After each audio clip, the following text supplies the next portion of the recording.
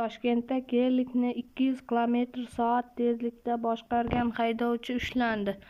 Haydovchiga nisbatan ma'muriy javobgarlik to'g'risidagi kodeks moddalari bilan bayonnoma rasmiylashtirildi. Avtomashina vaqtincha jarima maydonchasiga olindi.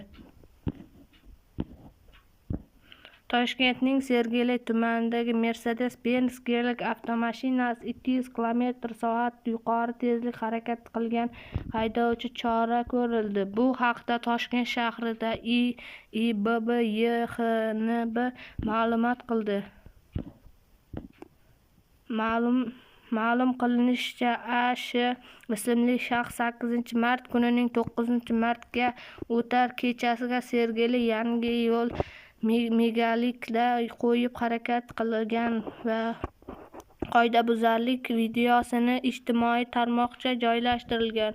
Toshkent shahri IIBB YHX monitoring guruhi tezkor tekshiruv olib borish barcha ma'lumot aniqlangan. Haydovchiga nisbatan ma'muriy javobgarlik to'g'risidagi kodeks moddalari bilan bayonnoma rasmiylashtirilgan. Avtomashina vaqtincha jarima maydonchasiga olindi.